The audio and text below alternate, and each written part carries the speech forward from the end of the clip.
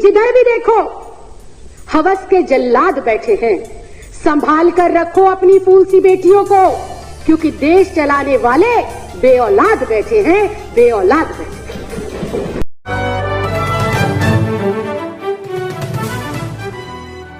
मैं आपको शर्म आनी चाहिए, केंद्र में आप बैठे और बेटियों के साथ ऐसी हरकतें हो रही है। आपको शर्म आनी चाहिए। अगर किसी बेटी के साथ अत्याचार होता है और उसके खिलाफ कोई प्रोटेस्ट करता है तो आपकी दिल्ली पुलिस उसको उठा के जेल में डालती है। शर्म आनी चाहिए, डूब के मर जाना चाहिए आप लोगों को। कि जिधर भी देखो हवस के जल्लाद बैठे हैं। संभाल कर रखो अपनी फूल सी बेटियों को, क्योंकि देश चलाने वाले बेऔलाद बैठे हैं, बेऔलाद। आपके घर में बहन बेटियां नहीं है क्या? आपकी कोई बेटी नहीं है क्या? आप किसी के बेटे बाप नहीं है क्या? आप किसी के भाई नहीं है क्या? शर्म आनी चाहिए, डूब कर मर जाना चाहिए आप लोगों को। उसी प्रकार देश के गृह मंत्री, जो कि बीजेपी के राष्ट्रीय अध्यक्ष भी हैं, श्री अमित शाह जी, उनके पास अंधेरी काली रात में सरकार बनाने का पूरा समय है। उनके पास विधायक खरीदने का समय है, लेकिन देश की बेटियों की सुरक्षा सुनिश्चित हो, देश की सुरक्षा सुनिश्चित हो, इसके लिए देश के सुरक्षा गृह मंत्री के पास समय नहीं है। एनसीआरबी की रिपोर्ट के मुताबिक हर 3 मिनट के अंदर देश के किसी न किसी राज्य में, किसी न किसी शहर में, किसी न किसी गांव में, बस्ती में, हर 3 मिनट में कोई न कोई बच्ची, महिला, बुजुर्ग रेप का शिकार होती है। लेकिन दुर्भाग्यवश स्थिति यह है कि ना तो देश की महिला बाल विकास मंत्री के पास अपराधियों के खिलाफ कार्रवाई करने का समय है, ना पीड़िता के परिवार से मिलने का समय है।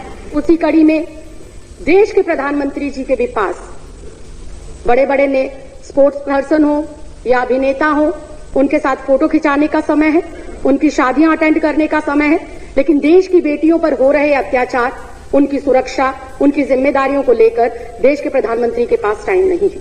उसी प्रकार देश के गृह मंत्री, जो कि बीजेपी के राष्ट्रीय अध्यक्ष भी हैं, श्री अमित शाह जी, उनके पास अंधेरी काली रात में सरकार बनाने का पूरा समय है।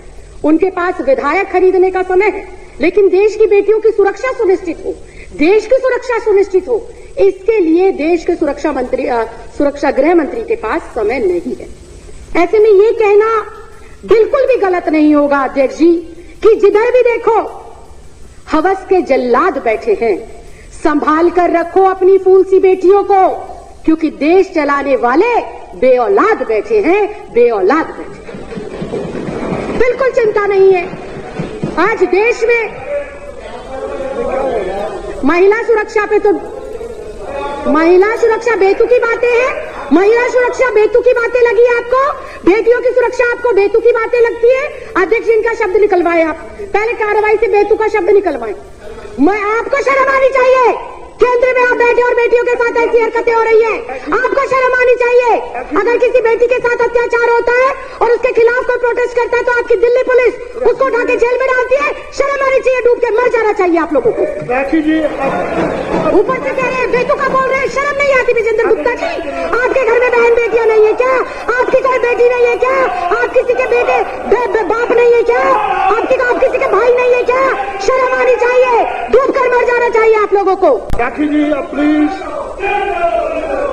माननीय सदस्यगण प्लीज, राखी जी कंटिन्यू।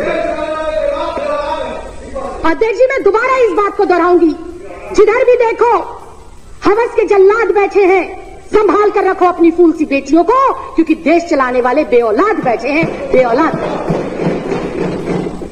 अध्यक्ष जी, आए दिन चाहे छोटी बच्ची, चाहे 27 साल की डॉक्टर हो, चाहे 56 साल की बुजुर्ग महिला हो, हर कोई हवस का शिकार बन रहा है, हर कोई रेप का शिकार बन रहा है। लेकिन सियासत में बैठे इन सियासतदानों को कोई फर्क ही नहीं पड़ता।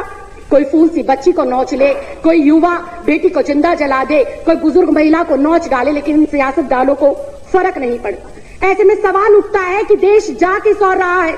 देश की ये 50% जो आबादी है, इसको सुरक्षा मिलेगी कैसे? ये बड़ा सवाल है।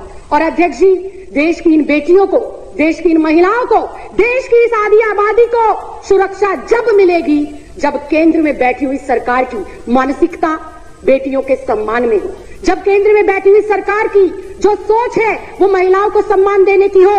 लेकिन आज अध्यक्ष जी, बड़े ही दुख के साथ कहना पड़ रहा है कि दुर्भाग्यवश देश की केंद्र में ऐसी सरकार बैठी है जो आए दिन महिलाओं पर हो रहे अत्याचार और कुकर्म में खुद लिप्त पाई जाती है। इसके मैं पुख्ता उदाहरण पेश करती हूं।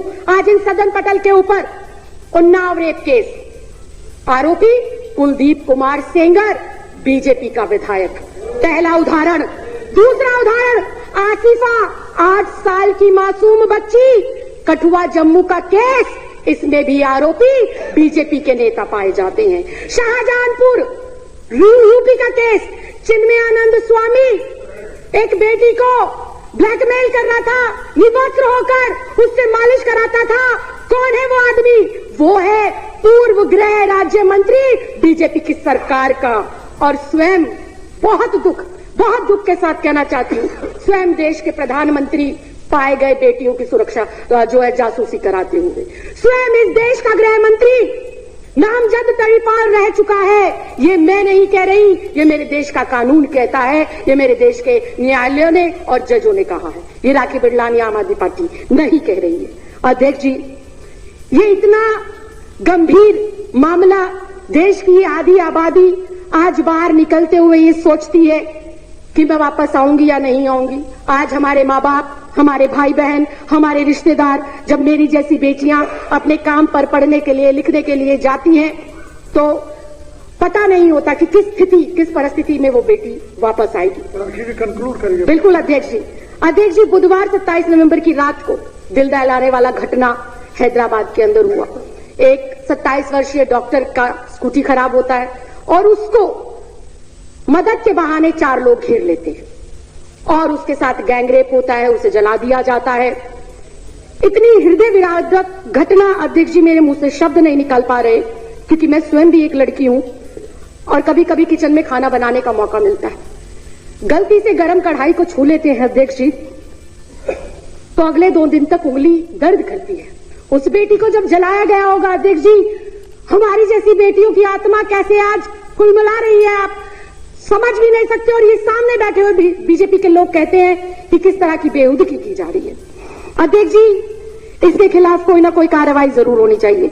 और ऐसे में जब दिल्ली के अंदर एक अन्नू नाम की लड़की उसके खिलाफ आवाज बुलंद करती है, अकेली वो अपनी हिम्मत जुटाकर धरना देती है, तो वही केंद्र शासित जो दिल्ली पुलिस है उस बेटी के साथ बर्बरता पूर्व जो है काम करती है, उसको मारती है, पीटती है और जेल में डाल देती है।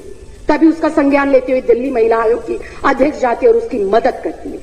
अध्यक्ष जी, कहने को बहुत कुछ है, लेकिन मैं एक बेटी होने के साथ साथ, एक महिला होने के साथ साथ एक महिला जनप्रतिनिधि भी हूं और मुझे नहीं पता कि 7वीं विधानसभा में आने का मुझे मौका मिलेगा या नहीं मिलेगा, लेकिन जितना समय और जितना प्यार जनता ने हमारी सरकार को दिया, मैं आज गर्व से सीना चौड़ा कर और अपनी गर्दन को खड़ा कर ये कह सकती हूं कि मेरी सरकार ने न सिर्फ महिला सम्मान के लिए काम किया, बल्कि महिलाओं को सुरक्षित करने में भी बहुत महत्वपूर्ण कदम उन्होंने उठाए हैं। मैं उम्मीद करूंगी कि देश में आज जो स्थिति है वो स्थिति भविष्य में ना हो, इसके लिए आज हर एक बेटी को जागना होगा, हर परिवार के सदस्य को जागना होगा और उखाड़ कर फेंकना होगा ऐसी मानसिकता के नेताओं को जो मानसिकता वो महिलाओं के विरोध में रखते हैं और जो उनकी मानसिकता महिला विरोधी झलकती है। आपने मुझे इस अति महत्वपूर्ण मुद्दे पर बोलने का मौका दिया, बहुत बहुत धन्यवाद, बहुत बहुत आभार।